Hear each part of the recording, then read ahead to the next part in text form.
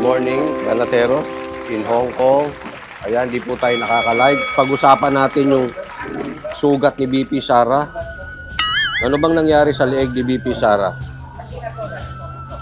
Balita ng mga bangag vloggers, naglaslas daw si BP Sara.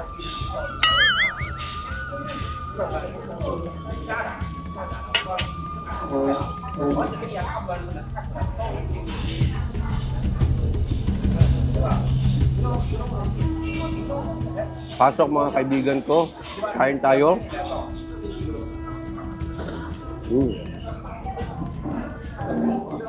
Ayun, una si Garski. Kain tayo. Buffet breakfast. Oo, Laarni Cobero. Yes, buffet breakfast. Hindi na inom yung kape. Thank you, Nep Drox. Courtesy of KOJC. Maraming salamat, Pastor. Nasaan ka man ngayon? Mau the Explorer, Juliet Rubircio. Dolomar. Samahan nyo ako mag-breakfast kasi simula dumating ng Hong Kong, lahat na ng vloggers, nakatatlo, apat, 5 vlogs live na. Ako hindi pa. So samahan ninyo ako.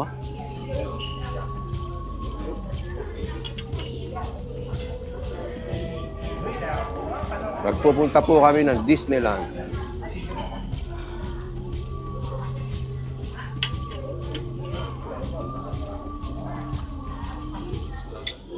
Siyempre, salamat sa SMNI.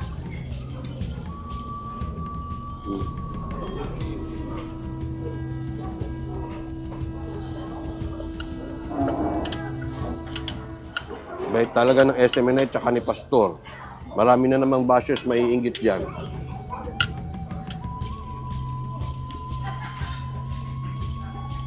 Hayaan yung mainggit yung mga bangag vloggers. Hanggang inggit na lang kayo bangag vloggers. Tapos, pag wala na kayong content, gawin nyo na naman kaming content.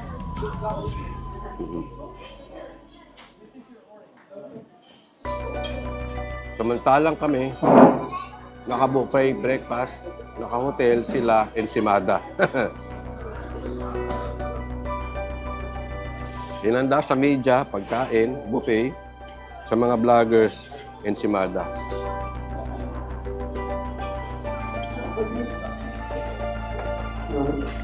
Sabi ni Menchu Munoz, puro paninira ng mga Marcos vlogger kay BP Sara. Yun lang kasi kaya nila.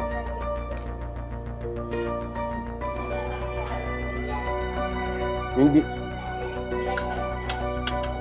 Alam mo, yung mga bangag vloggers, yan lang ang purpose sa buhay kaya sila pinanganak. Siraan si Duterte. Kasi yung nagbabayad na amo nila, wala silang ikakapuri na ipapalabas. Kung nangyari, wala nang nanood, guys. Oo, wala nang nanood. Oy, shoutout sa'yo kay RMG Makay. Yan, shoutout sa'yo. Kung simula wala na. So ito, tingnan nyo ha. Tingnan yung katarantaduhan na naman na pinagsasabi nito. Grabe, no? Ayaw ko nang iparinig sa inyo, pero pag-usapan natin ito mga nangyayari. Ayaw nyo daw iparinig, pero pag-usapan. Umpisa pa lang ha. Kabubuhan na agad. Umpisa pa lang. O syempre, Senator Bato, pagtatanggol ko yan. Wala namang ginagawang pangit si Senator Bato eh. Okay. Kahit si Senator Bongo, pagtatanggol ko pa rin yan. Diba? Senator natin yan eh. Itong mga hayop na mga katulad nitong mga pa-fake news na vlogger na to, anong mapapala natin sa mga yan? Diba? Okay, play. Isipin mo yung mga DPS vlogger, hindi ko naman lahat. Sinisisi si Bato. Yung Bato, patuloy nilang binabato ng sisi. Sinisisi? Ano sinisisi? Fake news ka na naman, Mike Abby. Ayan na naman tayo, Mike Abby. Fake news ka na naman eh. Hindi nyo daw nilalahat ang mga DDS vlogger. Okay na kasi may ibang mga DDS vlogger na kay Bibian lang talaga si Bibian lang yung pinagtatanggol nila. May mga ganun. Tama naman yung sinabi mo. Pero yung sinasabi mo na binabato namin si Bato? Hindi, ito lang Ito, shoutout dun sa mga vlogger na patuloy na binabanatan si Senator Bongo hanggang ngayon. Alam nyo, kung talagang kung may sapat po kayong pag-iisip, kung may sapat kayong utak, hindi ko naman sa sinasabing to sobrang talino ko, ha? Oo, may kabubuhan din ako. Oo, may limitasyon ng katalinuhan ko. Oo, pero yung kabubuhan ko, naitatama ko yun. Yung sa inyo, wala eh. Ngayon, ito huwag niyong banatan si Senator Bongo. Hindi porket sinabi ni Basti Duterte, hanggang ngayon hindi niyo pa rin gigets yung sinabi ni Basti. Wala namang banat si Basti kay Bongo eh. Ano yun? Call out yun. Naiintindihan niyo ba yung call out? Gago! Nagigets niyo ba? O yung ibang DDS vlogger dyan. Yung mga napapanood kasi ako, puta na binabanatan si Senator Bongo, si Senator Bato, si Senator Bongo. Puta na, DDS pa ba kayo? Kinall out lang ni Basti si Senator Bongo. Walang problema dun. Napakaganda nga nun eh. Oh, pero wag niyong babanatan na si Senator Bongo walang kwenta. Walang kwentang senador yan. Maganda pa dyan si Bibian. Gago! Mas okay pa si Bibian dyan. Pag si Bibian naging senador, blue blush. Gago! Si Senator Bongo, lagi na lang ganyan yan. Parang bapala. Gago! Putay na. Sabi ko bobo lang. Sabi ko bobo lang. Hindi mo na-gets yung sinabi ni Baste. Call out lang yun. Hindi yun banat. Bobo ka. Yan ang mahirap sa inyo eh. Kabubuhan nyo eh. Putay na. Hindi ito wala ho dapat tayong ikagalit kay Senator Bongo, kay Senator Bato. Wala tayo dapat ikagalit dyan. Kami yung mga banateros, binabanatan din namin sila. Ako, binanatan ko si Senator Bato. Nung panahon putanan, kay Jonathan Morales pa yun. Kasi nga, ang gusto kong mangyari noon is, maging neutral siya, si Senator Bato. Nung una kasi parang, para sa akin, para sa sarili kong opinion doon sa napanood ko nung una, pero tapos naman na yun, parang dating sa akin parang naging one-sided si Senator Bato. Pero nung huli, ay gumanda na yung pamamalakad ni Senator Bato de la Rosa, kaya talagang humanga ako sa kanya. Ngayon, ito nangyari kay Senator Bongo at kay Mayor Basti Duterte, wala ho tayong dapat kampihan dyan. Wala tayong dapat dyan, wala tayong hindi natin kailangan, puta na din kaparti natin, kakampi natin yan ng solid nating kakampi, may Senator Bongo at Bato. No, talagang noon pa man mga Duterte na yan. Yung ginawa ni Baste, wag niyong lagyan ng kulay yung mga ina nyo, mga DDS vlogger na iba dyan. Gago! Wag niyong lagyan ng kulay yun. Mas okay pa si Bibian. Pag naging senator si Bibian, mas okay pa yun. Gago! Kasi marami pondo namin. Pag pumunta kami ng Davao, Hong Kong, may sponsor kami.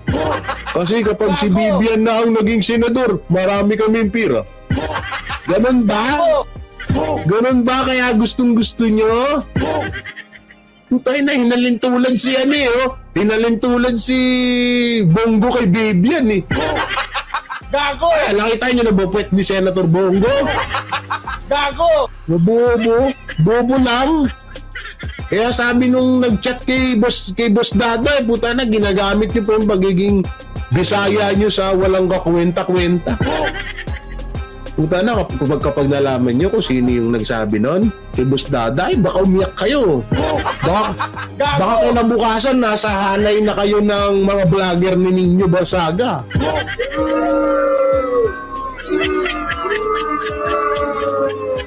Mga bobo. Parang ito, katulad nito.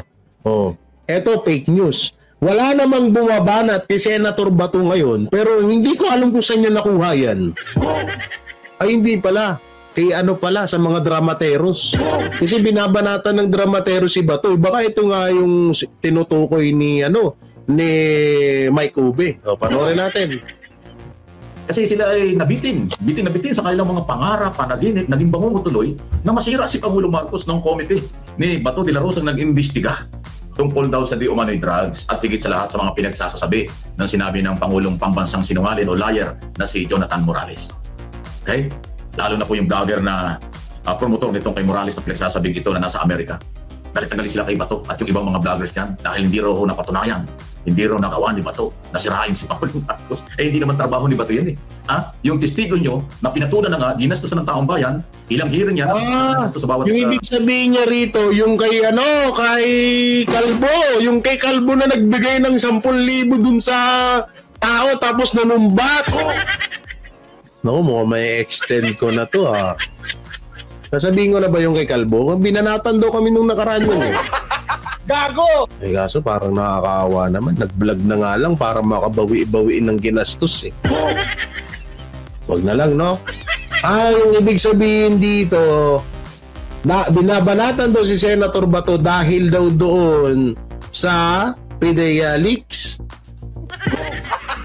Gago! Tingnan nyo ngayon I-stop natin to I-stop natin to. Tingnan nyo ang ginawang katarantaduhan ng mga...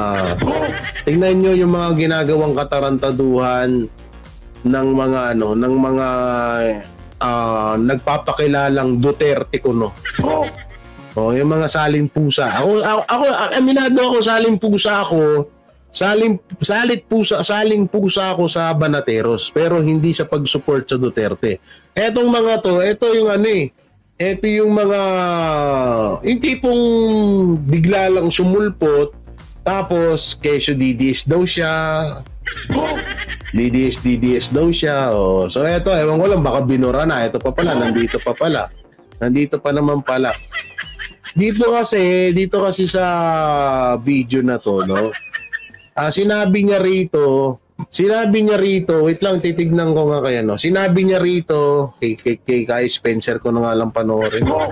Sinabi niya dito na yung about sa mga, about sa mga senador. Pero yung mga, kung ikaw nasa katinuan ka, bakit mo babanatan yung mga kapartido ni Tatay Digong na wala namang pangit na ginagawa? Tapos sasabihin mo solid solid Duterte ka? Eto ka muna dito muna tayo ang dalawa. Ang gigigil ako sa iyo eh. Ang kasi eto kasi, no, sinasabi niya, eto yung content ni Mike Abe, no, sinasabi niya rito, yun, anong foods yan, mamaya na, ano to, tikmo mo nga, wow, sarap ba, furnace wala bawal kumain pag naka-live, baka mapagalitan tayo, baka magalit na naman yung tatay ko, na si, Banat Bay. Kain ka ng kain. Nakalag ka. No?